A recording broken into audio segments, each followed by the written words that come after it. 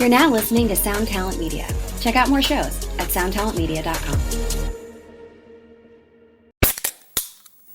Hey, what's up, everyone? I'm Matt Migaki, the vocalist of Cryptopsy and the host of the Vox and Hops Metal Podcast, where I sit down with fellow metal musicians. We talk all about their lives and music while sharing killer craft beers. If you've ever wanted to sneak backstage and share a beer with one of your favorite musicians, well, Vox and Hops is the podcast for you. This week on the podcast, I dropped a killer episode with Kelly Schaefer of Atheist. There is this episode and over 440 other ones to help you enjoy life, metal, and craft beer. So what are you waiting for? It's time to become a Vox and Hops head. Cheers! Hey, what's up, folks? I'm very, very, very excited to bring this episode to you today. Very excited. And I'm sure you're excited too. Otherwise, you wouldn't have clicked that little button that said listen to this podcast. But since you did, I'm really, really happy that you did. Thank you. Thanks for checking it out. Welcome to the show. Before we jump right into it, I do want to put out there a little something about the Facebook group. We haven't talked about that in these little intro spots in a little while. There's a Facebook group attached to this podcast. And in there, we're talking about food and guitar pedals and basically anything else that we might talk about on this podcast. So if you want to participate in that and hang out, I'm in there all the time. There's a bunch of people in there all the time. There's a bunch of guests, former guests of the show that are in there. It's a really fun community. There's a couple thousand of us, and we're just hanging out, talking gear, and talking about what makes our taste buds tingle. It's a good time. And if you just type the Tone Mob, into that Zuckerberg Facebook machine, it'll pop up the page and the group, and you just join the group and answer there's a couple of preliminary questions, and that lets us know that you're not a robot. And then myself or one of the moderators will let you in. Shout out to Jim and Jason. Those guys, they help keep that thing on the rails. Good dudes. Thank you, Jim. Thank you, Jason. They will let you in, or I will let you in, and then you can just hang out. It's pretty loosey-goosey. It's pretty open, pretty fun. Don't spam us, or we'll throw you out. And that's pretty much it. So if that sounds like a good time to you, that's where you find that. All right, we won't take up any more of your time with this nonsense. We'll get some other nonsense in your ears. And yeah, I think that's pretty much it for this week. So enjoy the show.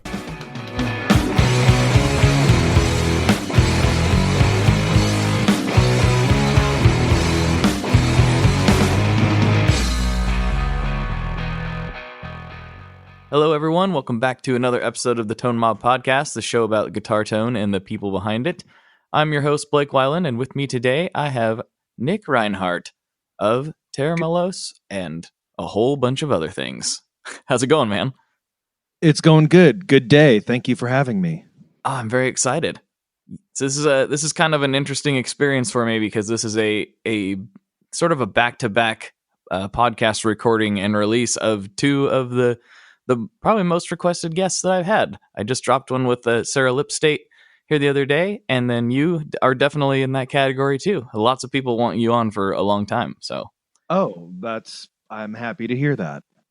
Glad to be here. I was actually threatened with abuse of some sort and variety if I didn't ask you that when we caught you and Juan's performance here at Old Town in Portland. That's where we met. Yes. That's right. Yes. Good. I came out of the dark like a creep and I was like, "Hey, Nick, how's it going? I mean, do that's my podcast?" I would say 99% of the conversations I have with people are like that, coming out of the dark like creeps. So, but I'm a creep too, so it all works out.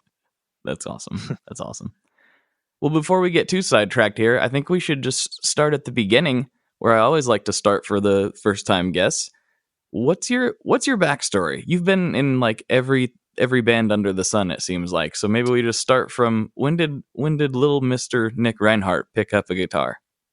Yeah, I'll give you a really abbreviated bullet point version that brings us up to 2019. So 11 years old, Christmas time, stepbrother gets a guitar. My dad plays guitar as well. But my stepbrother got a guitar and I didn't get one. And I thought his was the coolest thing. I could specifically remember playing on his guitar all Christmas Day long. Like, no, give it back to me. No, I want to try it. Blah, blah, blah. So he gets a guitar. I decide, okay, that's what I want. So I save up, I think I saved up $100 went and put a guitar in layaway at a local guitar shop or something up in Sacramento. Get a guitar eventually. I don't know, a couple months later. I think it was a $200 Memphis Strat copy. So I think I'm probably, I don't know, I'm either 11 or 12 by the time I have my own guitar. Kind of fart around with that, get a couple pedals here and there. First pedal was a DoD Classic Fuzz. Kind of fool around in the next year or two with like a multi effect that I get, Pandora, a Korg Pandora multi effect, and then borrow some pedals from brothers or best friend's older brother. And then eventually, teenager, have a good friend that is learning to play drums. So we're kind of like figuring out how to write punk songs together, but that's the like OG background for me. It was like, sorry, my dog just barked. She didn't like that when I started talking about punk music. Hey, chill. So, like Nirvana, Metallica, punk music, Sex Pistols and stuff, that's from like 11 to, I don't know, 15 or 16 or something. So kind of start falling into like how to be in like a punk rock band, go through different variations of that up until probably, I think maybe 22, where I'm in like junior college and I like, this is boring. I can't really focus. I don't really know what I'm doing here. Like, I'm not doing very well. My brain is constantly just thinking about like being in a band and wanting to do this. And around that same time is when me and the bass player of Tera Melos, Nathan, we start this band together and we get some friends in it and blah, blah, blah. And so Tera Melos is created around I think 22 or 23 or something. And then I decide, okay, I don't want to do college anymore. I just want to do the band thing for reals. So then that happens. Fast forward, let's say 10 years or so. Yeah, about 10 years or so. We kind of go through a few different changes, a few different lineups, a bunch of records, blah, blah, blah. Then that band is going kind of quiet for a little bit, and I move to Los Angeles, which is probably about 5 or 6 years ago. And in that time is when I think we had just, we finished this record called X'd Out, and we toured with that a whole bunch and did that whole thing. And then all of a sudden, for that kind of music in that band, it takes a long time to write music and record it to where we're happy with it. So I knew in the meantime, okay, it's going to be a minute before this band is doing stuff again and everyone's doing their own thing. So I would like to work on establishing myself, having an identity outside of Tera Melos and, what I've done for the last, 10 years. So that kind of brings us up to what you said, played in a zillion bands, all this gear stuff, pedals, pedals and effects, all that.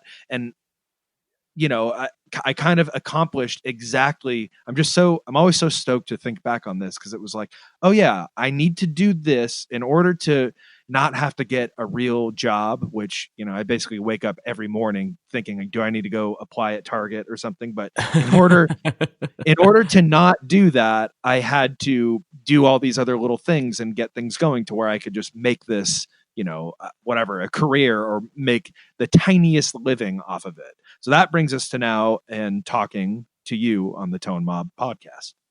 That was a pretty in-depth 6 minutes, honestly. You did I feel like you hit some good bullet points there that deserve a little bit of digging though. I feel like that timeline is pretty accurate too, which is cool, but please dig away. Yes. I can clarify and go deep for you. So let's get just right into the Tera Melos stuff and acknowledge the fact that you jumped from talking about playing punk rock and Nirvana and things. Fast forward a million miles an hour, and then you're talking about Tera Melos stuff. And for those who don't know, it's not exactly Nirvana. It's very complicated, interesting time signatures, lots of dynamics, lots of changes. It's complicated music that sounds simple sometimes, is the way I phrase it to some people. It's always very complicated though. So how do you make that leap? So punk bands, fast, and I'm talking like I'm of the Epitaph Fat Records era California, skate punk stuff. So yeah. like really fast drums and very melodic, right? So that's kind of like where my head is at, and like all the Nirvana and Metallica and all that stuff is like also exists in there. But like when you're a little older, and I grew up in the suburbs, full on suburb kid, so like that was just the music, and I skateboarded, and that's what I like to listen to when I skated, so that's kind of what I grew up on. And then I believe it was my senior year, yes, because this would have been, actually maybe it was summer of 2000, maybe the summer before my senior year. I go up to see a show in this little town called Placerville, at a coffee shop, because there was this band playing that was supposed to have this insane drummer. And also, actually, you know what? I missed a bullet point, and this is going to relate to this. Somewhere in 9th grade, when I'm all Mr. Punk Rock with, whatever, blue hair and, just punked out of my brain, my friend shows me some electronic music. He shows me Aphex Twin, Square Pusher, and this band Underworld. And I was really, really excited about that. And it's so funny to think back to like this punk kid being really like getting into electronic music at that time. So it was this weird kind of like duality that I had going on in my head, right? So anyway, so I'm also into electronic music. So fast forward a few years from that, and we're at this coffee shop going to a show because there's this band playing, and there's this drummer in this band. This band's called Crime and Choir, and everyone tells me that this drummer can play like electronic music, which, if you're not familiar, it's like really fast breakbeaty drums, like lots of like double bass sounds and all these like just fast sounding, like non-human sounding drums that a human cannot physically play, right? Totally. So my buddy's like, oh yeah, there's this drummer who's playing in this band called Crime and Choir who can play like, and they're an instrumental band. I believe the layout was like keys and guitar and bass and drums, but it's supposed to be like a live electronic kind of sounding thing.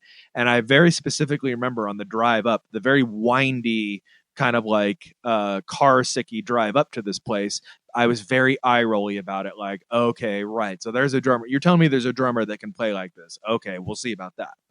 So we get there, and turns out that band, Crime and Choir, had canceled, and they weren't playing the show. And we were like, oh man, dang, we drove all the way up here, an hour away or whatever, to see this drummer play.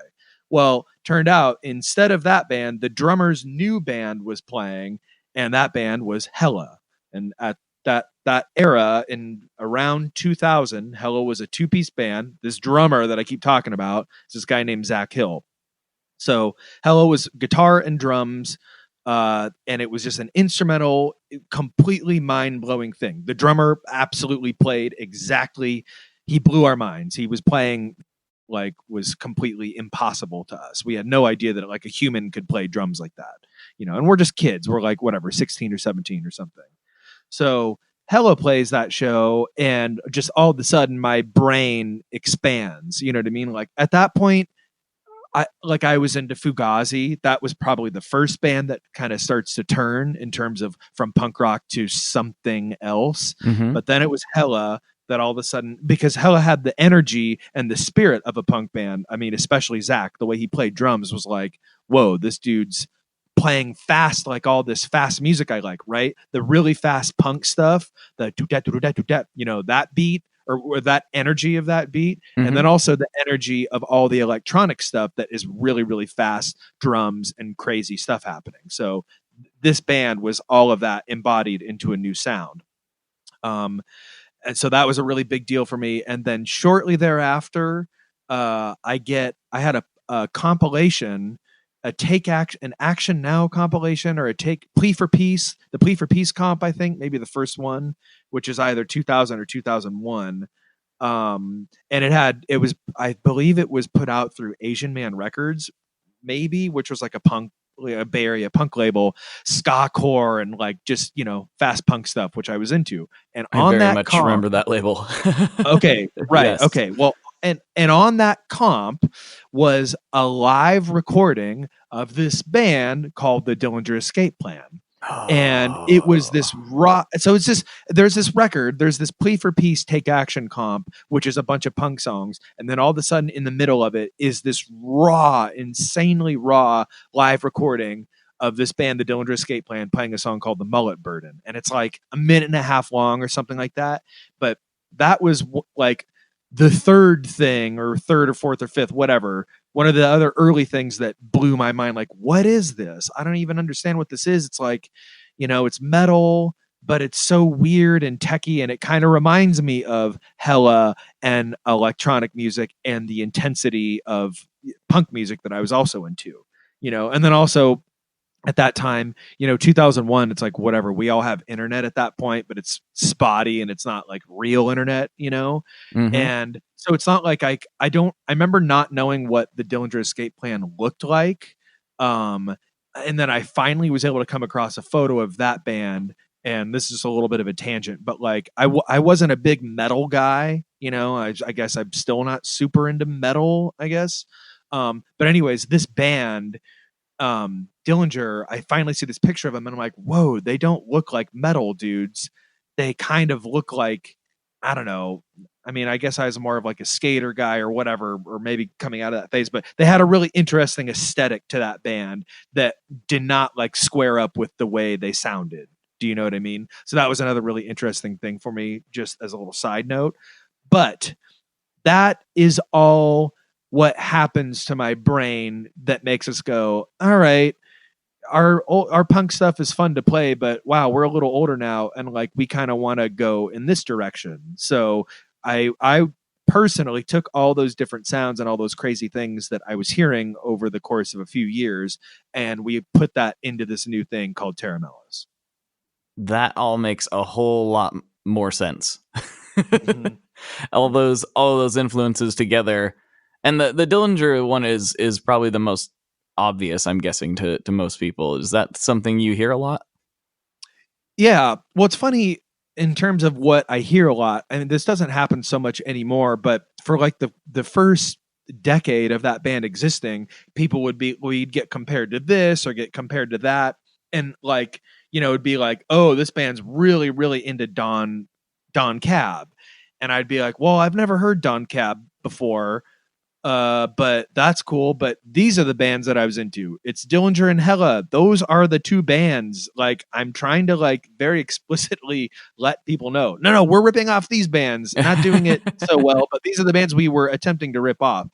So I do hear Dillinger a lot, but it was just funny because for so long we'd get all these other references like, oh, that band has to be super into this, or like they're just ripping this off or ripping this off. And it was like, no, I'm trying to let you know, I'm being honest with what we were trying to rip off, and it's none of those things. But yes, Dillinger, definitely, I'm sure like we got that for a long time and continue to get it. And like, I'm still proud to get that comparison because it's like, well, yeah, obviously that band like really opened things up for us. And also maybe relevant to this conversation, Mars Volta was a big deal too. That those first couple Mars Volta records were, definitely influential on, maybe not necessarily sonically, or just the fact that like this weird band, this crazy weird thing became a big band all of a sudden. And that I remember, as we were in the very infant stages of Tera Melos, we were like, whoa, all these like, Mars Volta, that's a big band, like they're big now. And like that,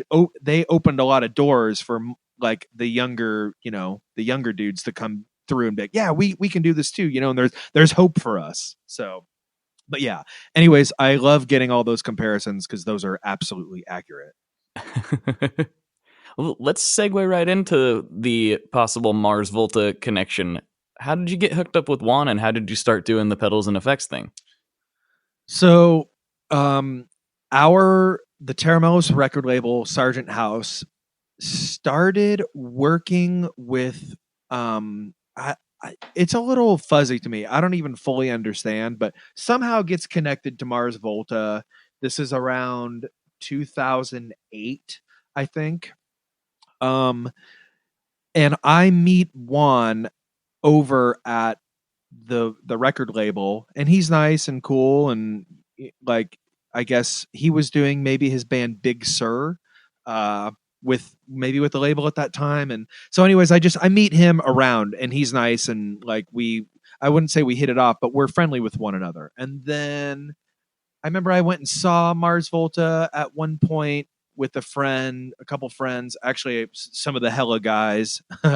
And we saw them when they were on tour with Soundgarden, and I knew Juan a little bit more at that point. It was like, oh, cool, man, good to see you, blah, blah, blah. But, we don't really go anywhere from there. And then at some point, Juan starts his YouTube channel, and I was down visiting.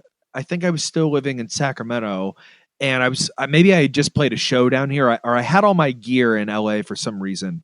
And Juan had heard about that, or we were in contact, and he was like, hey, you should come through the studio and we'll do like a little pedal board walkthrough kind of thing. So I'm like, all right, cool. I'll do that. Sure.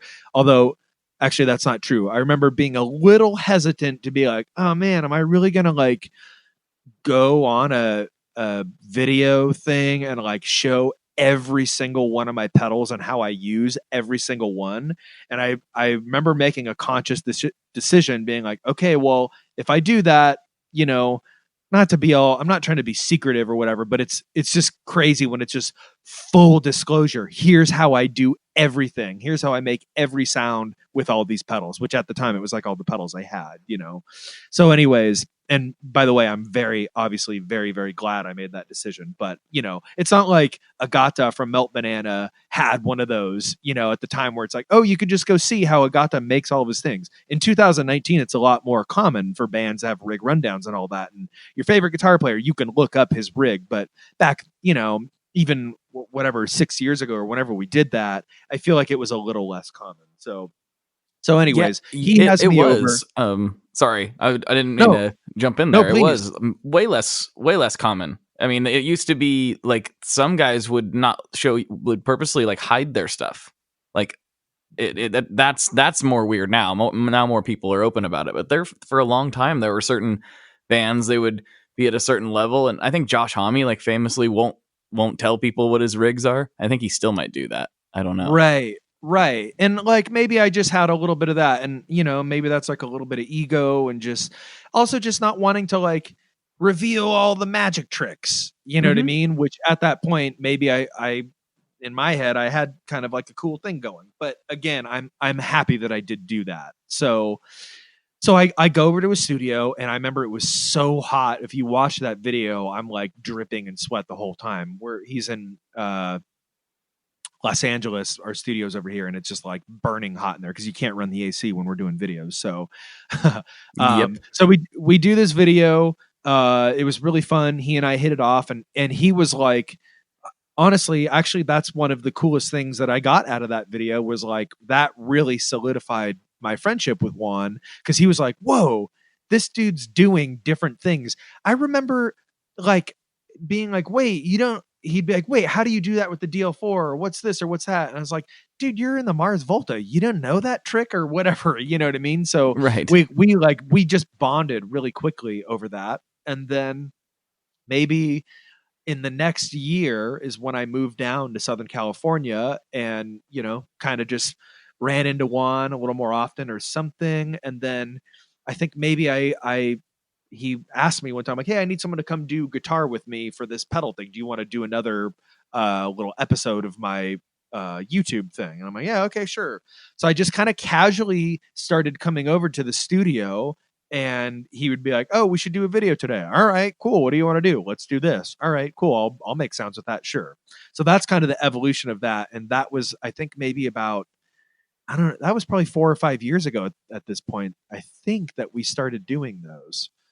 So yeah, that's about the time I became aware of it. So that makes sense. How did the whole pedalboard shop tour thing start, though? You like the one that you came to? Yeah, that's what you're for. Okay, we call those the master class, quote unquote. Oh, that's right. I forgot about it's the master class. So, okay, this is I will pull back the curtain on a Nick and Juan conversation we have a lot, which is, we're like working musicians. We play in bands and we do this stuff a lot. We tour a lot. There's not a whole lot of time that Juan and I are home at the same times because both of us just have so much touring and that sort of thing, right?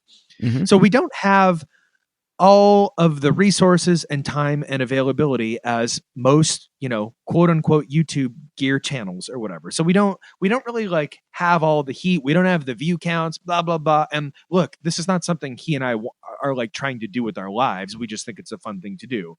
But we are like, man, this is crazy. Like we kind of like, we're unable to do a lot of the things that most of these like very popular channels can do or whatever. So we're like, well, what do we have that's not that? What sort of resources and availability do we have? Well, what we could do is like, we could go perform and basically do live versions of our pedal thing, our pedal episodes or whatever in music stores or whatever.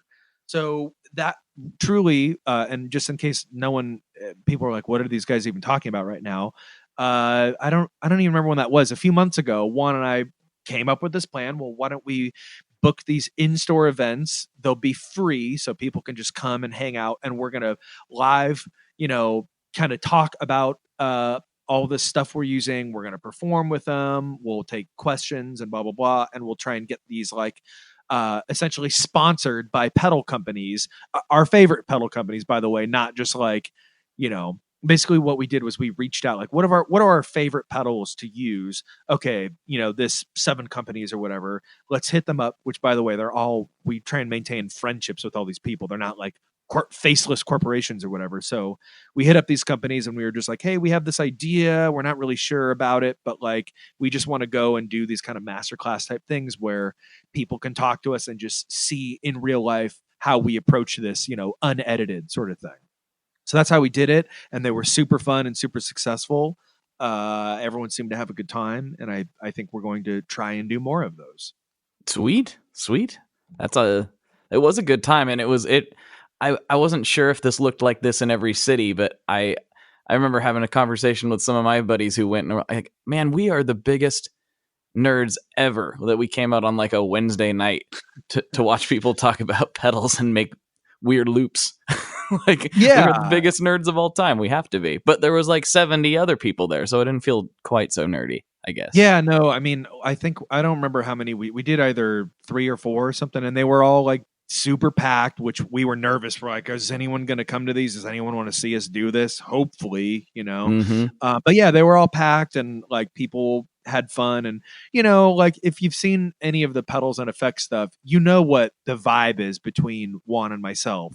And it's generally like a fun, like it's a good time. So we just wanted to bring that into a room with a bunch of people surrounding us. And, like it'd be the kind of thing where we would improvise and play like, I don't know, 7 minutes of music or something. And at the end of it, I'd go, hey, that was pretty cool. Do you guys remember 5.5 minutes ago when I made this sound? That was pretty exciting. I didn't know that would happen or whatever, so it was almost like a real-time analysis of improvising with sounds and then discussing that and figuring out how we got there and what we liked about it, what we didn't like. And yeah, it was very successful. We had a good time doing it. Yeah, well, thank you for doing it. It was a lot of fun. It was a good evening, and I know I'm not the only one who feels that way. Good. Thank you for coming. If you come back to Portland, I'll be there again. You got it.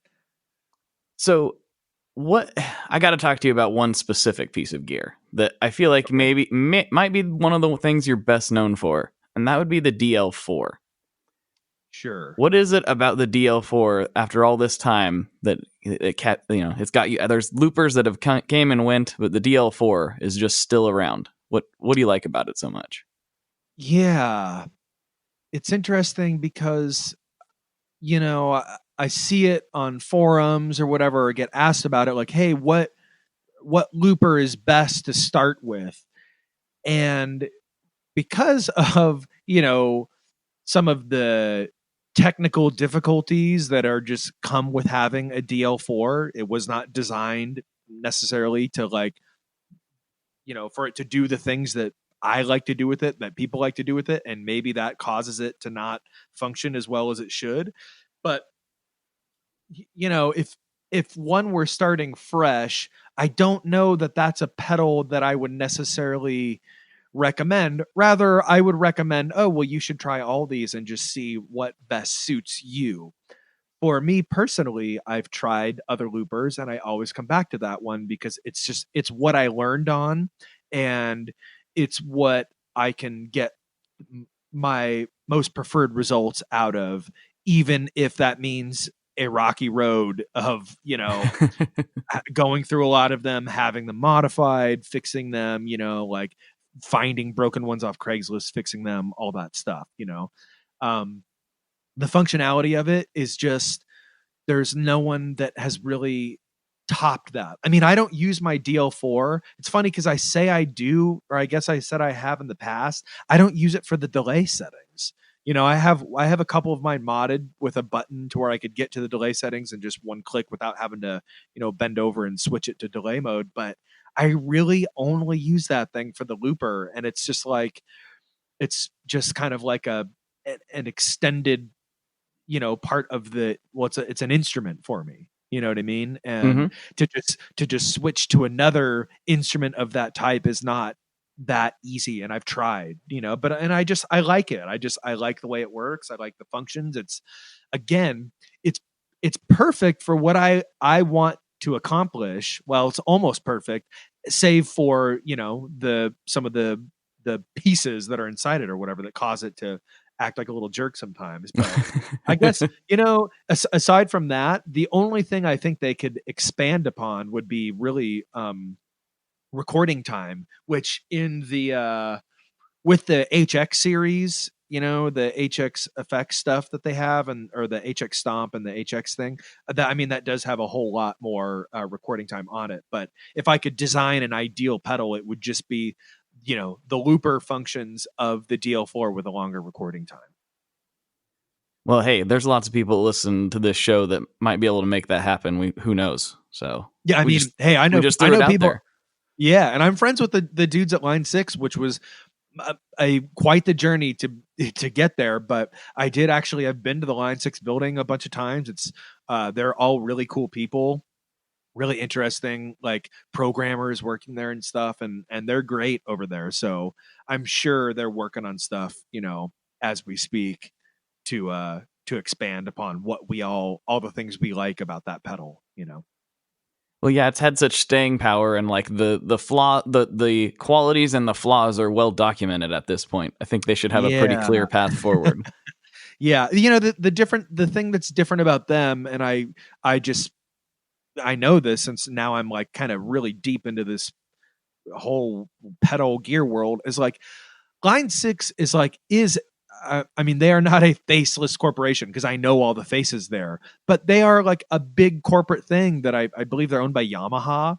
So it's not like it's this little boutique. It's not Earthquaker or Red Panda, where it's like they're one text away from, hey, I think you guys should design this. Like, what about this? And then, Kurt from Red Panda writes back like, hey, that's a great idea. Let's get an email going about that or something. You know what I mean? Like, Line 6 is a little more tricky in terms of, communicating about that sort of thing. So yeah, I do hope though that they expand on that. I think that would be a really cool thing, just because, like I said, it's my favorite loop pedal. I mean, it's a part of, an extension of my left foot at this point. You know what I mean? Well, that is actually a really nice segue into some of the questions that I have from the Facebook group, actually. Okay. We had some industry folks chiming in on this one with some pretty good stuff. One of them being Joe Branton from the Guitar Nerds podcast and the band. Oh my gosh, Polymath. My brain's Polymath. I was gonna say nope, that isn't right. Polymath. So Joe, wonderful dude. Do. Hi, Joe. He says, seeing as he's such a fan of the digital effects on the Fender Mustang GT, would he ever consider switching out his entire board for something like the Line 6 Helix? So I do love the Fender Mustang amp, and I love that I have a Helix, and I love the Helix. I don't think I would do that because I just love one of the reasons that I like had a big pedal board and that I just have always gravitated towards that is like I just love the visual. I love looking down and seeing all these like colors, and it's just really cool. You know when okay, like I did not necessarily when I was a kid, but like when like a rich, maybe like a rich kid has like a space shuttle bed, and that like there's like all the like electronics on it and all the buttons and stuff. Like maybe I've seen that in a movie or something like that.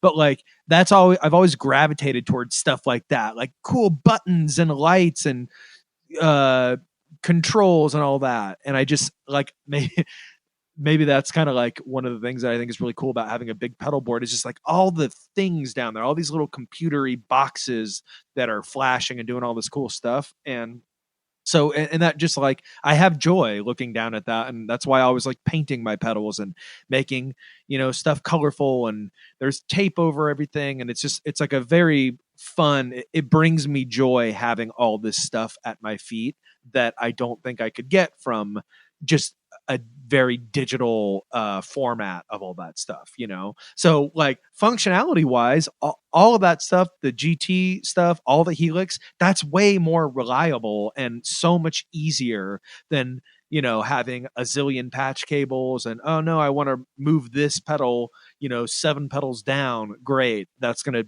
now I have to like, my whole day's gone because I need to move one pedal over. You know what I mean? Like there go the next 4 hours or something. So, and obviously unlike a Line 6 Helix, that takes 10 seconds to do, So functionality wise, I love all that stuff. I use it. I've used both of those for recording.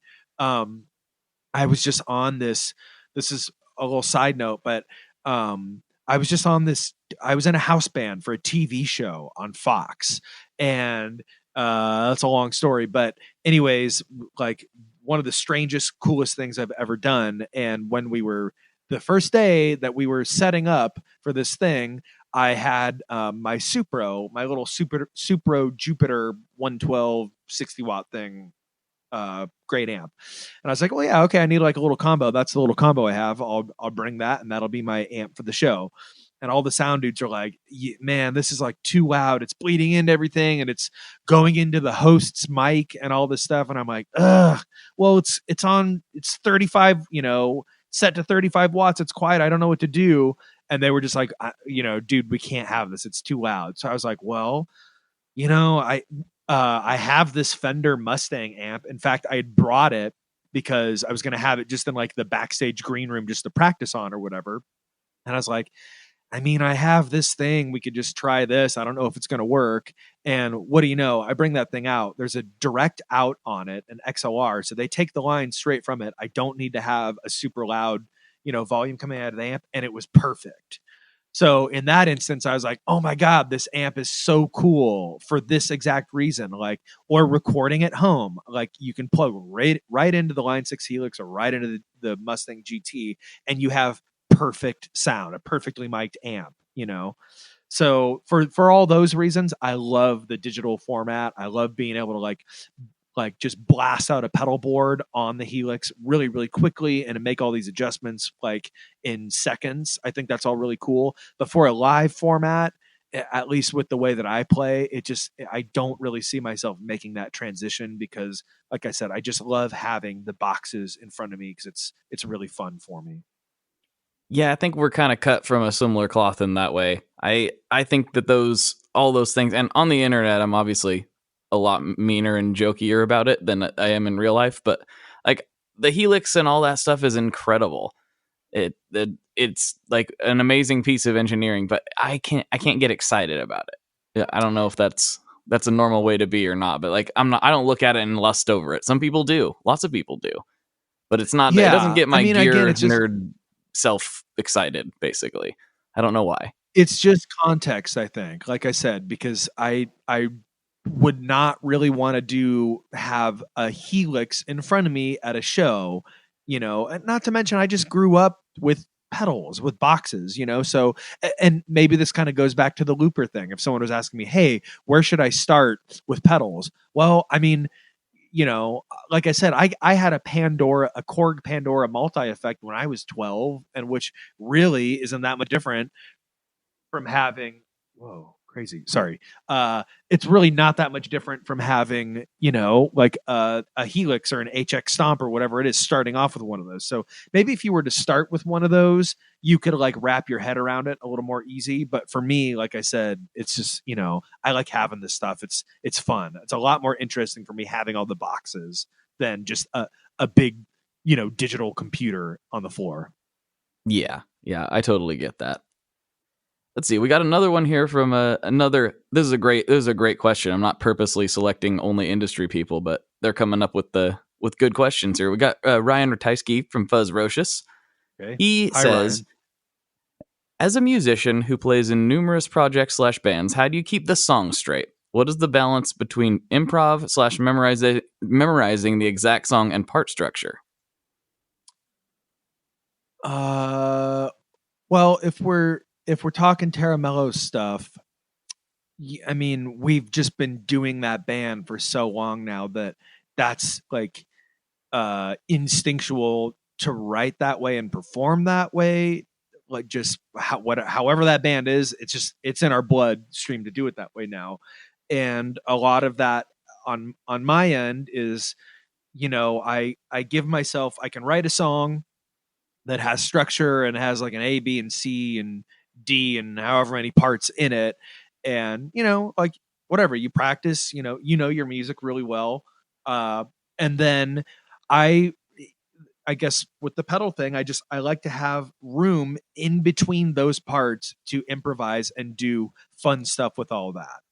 So if I have, I don't know, if there's a section that's 3 chords, where I'm kind of on like autopilot playing these 3 chords because I've played them a zillion times at practice, and we've toured this song a million times. I can do fun stuff with it that makes it interesting for me, and freak it out or do all this neat stuff. So with that band in particular, we always, or at least I wrote my parts that way intentionally so I could improvise within them. And a lot of that comes from, to go back to this, like electronic music, live mixing, like whatever, like Square Pusher or Aphex or any of these dudes, when they're playing live, they're live mixing, right? Like not no one, but the people that I'm interested in, no one's really just hitting a space bar and rocking out to it. They're tweaking in real time, So that's kind of what the way that I really like to play guitar with these structured songs.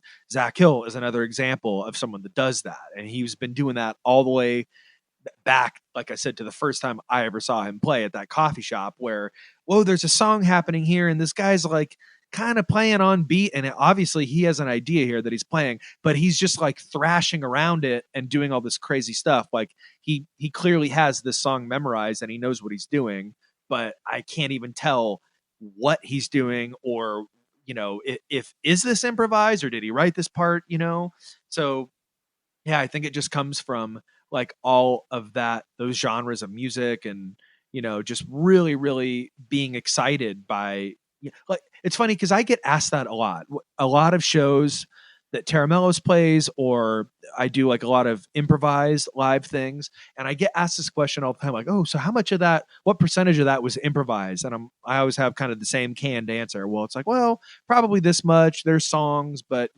whatever, blah blah blah.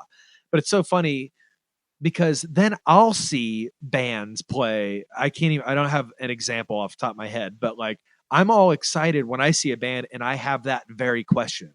Like, wait a second, were you improvising there, or what was going on there? So it's almost like I get that same magical feeling. I get excited when I get that same magical feeling watching a band play where I can't even tell what's happening. Like in terms of, was that written, or were you just like winging it on that? You know what I mean?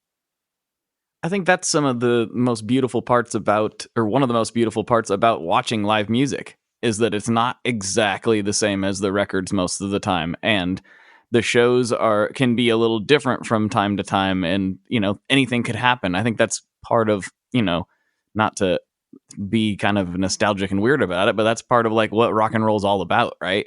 It's just a little bit of, you don't know what's going to happen. And so Sure. I like seeing people improvise and explore the space rather than just kind of get locked in. You know, if that makes any sense. I was so I just got back from touring some Midwest touring, and it's the first time I was doing like a solo improvised performance like on the road. I mean, I've done it probably, I don't know, 5 or 6 times in California, but my friends, this band Pinback, asked me, "Hey, can you come on tour with us?" And I was like, "Yeah, of course." And they didn't even care what they're like, "Well, do you have a band that you can do?" Like Tera Melos wasn't available and whatever. I'm like, "Well, I can come do this solo thing." And they were like, "Of course, come do it." So I kind of put together this thing where the entire performance, it was like a 35-minute performance that was improvised, but I improvise within blocks. So I actually had like a set list, a quote unquote set list of, 9 ideas that I wanted to hit.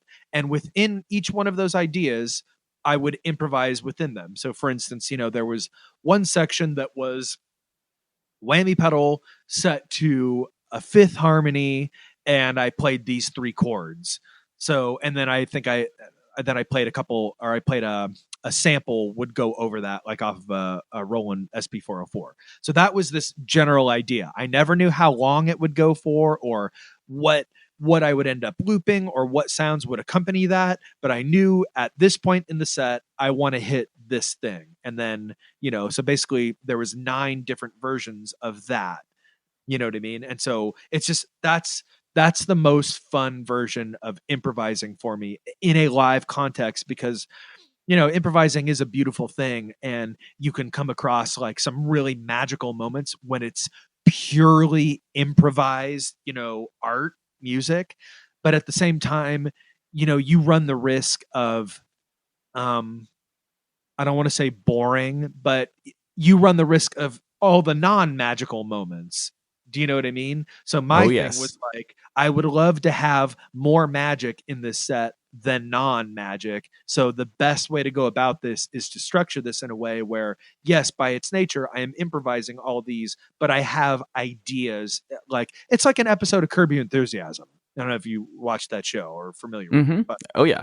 Okay. So they have, Larry has rough outlines for the episodes and rough outlines for each scene. And then the actors improvise within that. He'll go, I want to hit, this, this, and this. And by the end of it, this person needs to get hit by a car or something. So how are we going to get to that? Or whatever it is, that's kind of my favorite version of improvising music.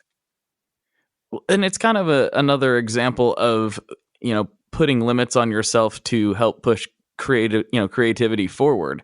Because, like you see artists like, oh, I'm going to work in charcoal, I'm going to work in this. They've already put limitations on themselves. Like, I'm only going to use this. So like for musicians, if like I'm going to work with these 3 chords and make a loop, or I'm going to work in this key, but I'm going to improvise the rest. I mean, that makes complete sense from a human perspective to me.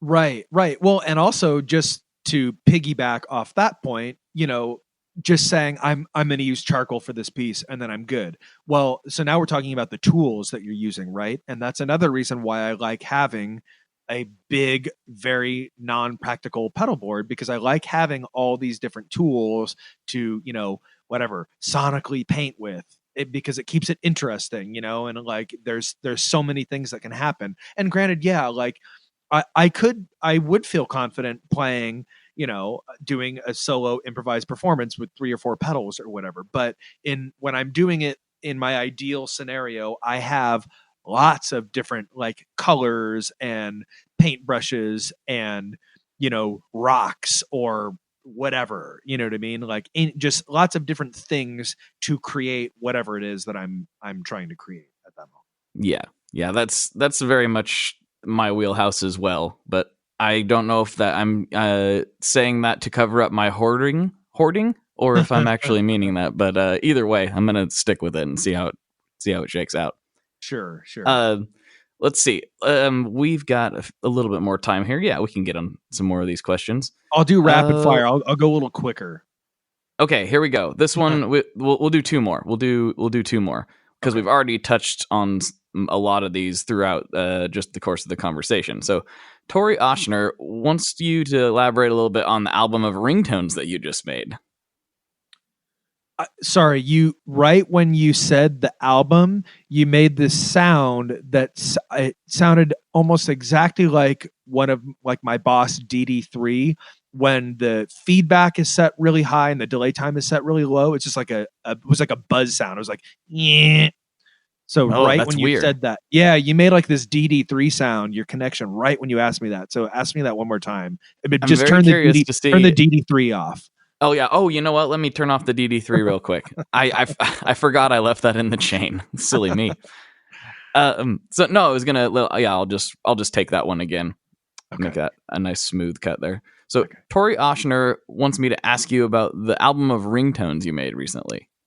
Okay, the ringtone thing. Yes. I went to. I was like, I'm one of these, I guess, weird people that still use ringtones on their phone. Like it seems, I feel like I saw a lot of people, or I feel like it's a thing now where people don't have, their phones are always on silent, but I like a ringtone. Sorry. So I was kind of bored with my ringtone. So I go, how do I like make a ringtone, or I want to make a song as my ringtone or something, or I want a little clip of a song. Something like that, which made me go, I guess I could like make my own ringtones if I wanted. So I just spent probably, I don't know, a month of just pulling pedals off of a shelf and recording them through my Mustang GT. By the way, that whole thing is done through the Mustang. And then into my computer, just making what I thought would be cool sounds to load onto my phone for ringtones. And I thought, well, maybe people would be interested in this. I kind of like mentioned it here or there on the internet, and people were, yeah, we do that. We want that. And, you know, I think maybe there's probably 100 people that downloaded it or something.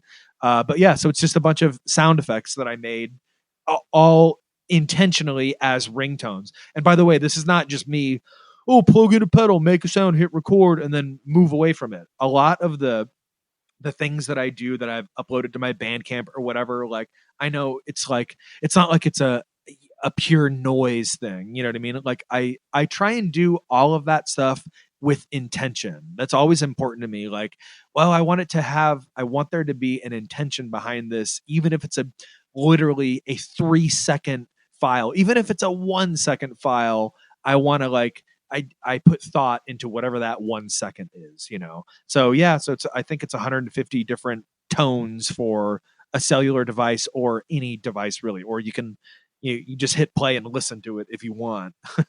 But yeah, so that's the deal with that. I just thought it'd be a fun thing to do. Cool. I didn't even know about that. I thought maybe he was like pulling my leg and I was going to ask you a really stupid question, but you really did make an album of ringtones. So that's awesome. Yep. Well, we already touched on some of the stuff earlier, but one question we didn't get to from our mutual pal, Mr. Leon Wright from Pelican Noiseworks. He wants me to ask you, which Mortal Kombat drop do you find brings maximum impact? Which Mortal Kombat drop? Yes, he watched your rig rundown and was talking about the Mortal Kombat sounds you had sampled. Yeah. Toasty! Yeah, it's gotta be Oh my God, this is so funny. So I remember when I was... when I sampled that sound into my SP404, my dog was freaking out over it. She did not like Toasty. And in fact, there's a video on my Instagram. I was able to film her reacting to it because she got really mad. And when I swear to God, when I just did it, she popped her head up and barked. She really does not like Toasty. Toasty! She just did it again. Oh my God. She does not like... She's all That's like alert so right funny. now. Her ears are back and she's really mad. She does not like Toasty. Wow. That's hilarious. Amazing. It triggers my dog. The things that happen on this podcast never ceases to amaze me. I haven't played... I played Mortal Kombat when I was a kid. I was a big MK2 and MK3 fan, I think, on Super Nintendo, but I don't remember what the best drop for maximum carnage was. Probably just like, tearing someone's head off or something like that. Yeah. I think we got to go with just toasty seems to be the answer there. I think. Yeah, I mean, yeah, it's when the guy, I forget his name, D Boone or whoever it is. That's not D Boone. That's Mike Watts. I was like, wait a minute, something's going on right now. Isn't the guy's name Boone though in Mortal Kombat? Wasn't it Boone? I don't think so. I don't know. That doesn't ring a bell. Well, someone will leave a comment and we'll find out on that. I'm pretty sure one of the guys was Boone. But anyways, yeah, because when he would pop out, you would hit select and start or whatever, and then I don't even remember what would happen. Something cool would happen. So let's just go with, I don't know what the most maximum carnage is, but Toasty, whatever. Toasty was what's up. I like Toasty. All right, let's just do Toasty. Actually, it is Toasty because the maximum carnage right now is when I say that my dog pops her head up and freaks out. So this is true. This is true. All right, we'll get into the final questions of the podcast here, and we'll let you get on with the rest of your day. Alrighty. But so here's one that's kind of more recent, but I found it can be a pretty interesting question. What is your favorite boss pedal? I won't go with the cop out TU2 tuner, even though that probably is my favorite boss pedal. It has a lot of functionality for me. Not to mention I just prefer that pedal to other tuners. I guess I will go with the super shifter. I'll go with the super shifter. Oh, okay. I don't know which one it is. PS something super. PS3. PS3 super shifter. Yeah, that one's pretty cool. I use the kind of bendy setting, whichever one that is. That kind of that was the first pedal. I mean, it's one of the few pedals that does, bends that I like to be able to do a lot of bending and give my chords or leads movement or something. So, yeah, I'm really into that. And then, eventually Digitech came out with the Ricochet, which did a really similar thing, maybe even a little bit better than the super shifter, but I broke both my Ricochets, so now I'm back to the super shifter. But I love that pedal. Me and Nathan, the bass player from Tera, Melos, we used the heck out of those things, and you could do a lot of neat things with them. Honestly, I don't really use it for anything other than that bendy setting, whichever that one is, maybe it's the T arm or something, tremolo arm or something like that. But yeah, that's a really good pedal. I don't think I play many shows without that pedal on my board. Another similarity between you and Sarah. She said the same thing. There you go. That's in the same setting even, which is kind of interesting. Yeah, well, because that pedal does, it harmonies and stuff. You can do totally all sorts of things with that, and none of that really does it for me. I just really I have a certain setting on there that I like. I think I maybe tune it to let's see, if the root note is na, I make it so it goes na na na na na na, whatever interval that is, and I have it so it goes na. That's my setting. That sounds like a fun setting, and I've definitely, I'm getting my next boss pedals are going to be a PS3 and a PS6, just because they keep getting brought up in this section, and I'm like, oh man.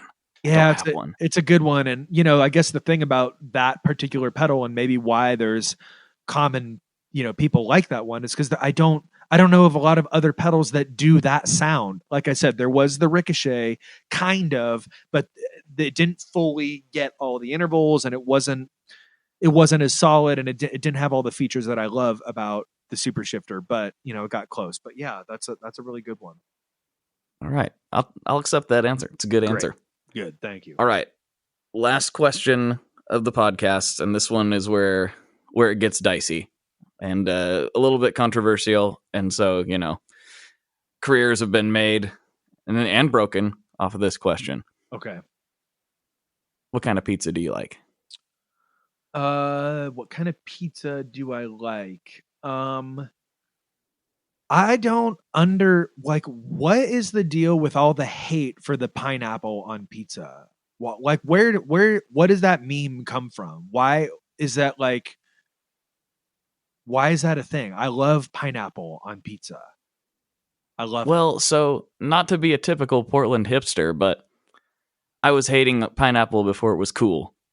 Okay, nice. Yeah, I've been a long time now. This is where people get it twisted, though. Lots of people, it's a very divisive pizza topping, right? Like it's about 50-50, it seems. Right. But what I'm trying to say is, I just don't like pineapple. Yeah, Like, you're end of not even story. hating. You're not hating on it being on pizza. You're just hating on pineapple. Yeah, and I wish I could like it. I would always rather like things than not like them. I like to enjoy more things. Why would I want to not like it? I wish I liked pineapple. Yeah, I try it 3-4 times a year, and it's always just like, no, still don't like it that well. My So- ideal pizza toppings would be pineapple and like a green pepper kind of thing. But yeah, no, Okay. I don't. I saw this meme pop up about like, oh, you're insane if you like pineapple on pizza. You're insane if you don't like it. And I was like, what? This is so weird. But probably, maybe the best pizza is, I'm probably showing my age here, but I remember playing Super Nintendo at like friends' houses when I'm probably, let's say 9 or 10 or something, and ordering who would it have been at that point? I'm trying to think of like the OG stuffed crust. But whoever was like the pizza, first, that was Pizza Hut, I'm was pretty it sure. Pizza Hut doing like stuffed crust back in the day. Yeah, probably They're the that. ones who popularized it, at least. Yeah, and like early 90s stuffed crust is like really good to me. And sometimes if I'm just like by myself at home watching a movie, or if I've got a movie queued up, I'll be like, oh yeah, I'm gonna order a stuffed crust pizza, which the stuffed crust pizza is always like $7 more than whatever deal. Like you could get a large pizza from anywhere, Papa John's or Pizza Hut or whatever, which by the way, Papa John's I feel like is okay to reference now because the dude Papa John himself is no longer affiliated with the company. So don't hate on me for that. But if you get a Papa John's pizza or any pizza, like the stuffed crust is way more than like the non-stuffed crust, but sometimes you just want to splurge on that and like get a stuffed crust pizza with pineapple and bell pepper on it. You know what I'm saying? There is, I mean, there's something about a stuffed crust pizza. I don't know if it's like super nostalgic for me because I was so excited when it was introduced. I'm not sure what it is, but I'm with you. I can do the stuffed crust. I got to pass on the pineapple. I'll pick them things off, but like a child. But that's okay. I'm not going to hate on you. I'm not going to hate on anyone for not wanting pineapple on the pizza. Do you know what I mean? No, and I do because it's funny to me. but I don't. But I don't actually. You can put whatever you want on your pizza. I don't care. I'm not eating it. It's your pizza. Exactly. It only has to work for you. That's right. All right, man. Well, this has been a great chat. If there's anything you want to plug, tell people where they can find you, etc., now's a good time. If you plug the name into Google, some appropriate things come up. There's an Instagram that's my name, Nick Reinhart. My Twitter is BBQ'd Brains, BBQD Brains. I need a website. Hey, how about this? I know what I could plug. This is like an anti-plug because I don't have anything to plug.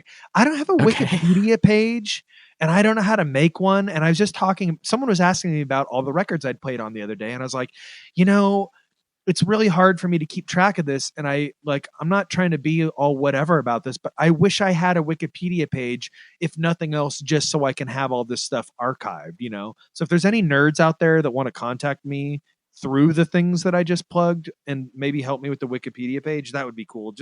I'd like to be able to look at a long list of all the records, that'd be pretty cool. I think there's a good chance there's somebody listening to this right now that can figure out Wikipedia for you. That's a reasonable request, right? Not like a jerky thing to be like, I need a Wikipedia page.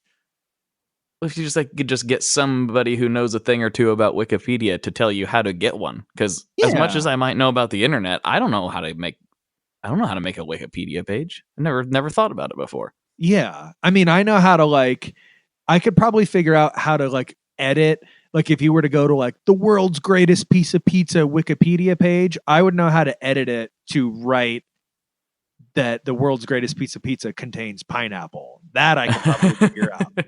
But Yes, I think I could get there. But yeah, so yeah, that's my plugs. Just if you Google the name or something, there's probably stuff out there. All right, that works for me. All right, everybody. For Nick, this is Blake. And as always, folks, good luck and good tones.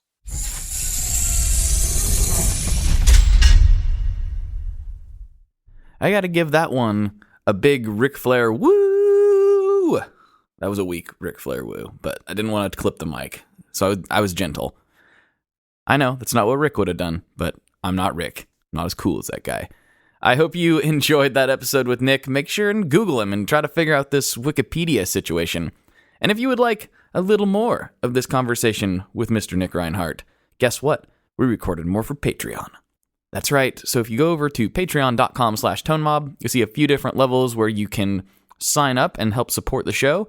And also, you'll get varying rewards based on where you sign up. But at $5 a month, that's where you start getting extra episodes every week. Sometimes they're extended conversations like this one.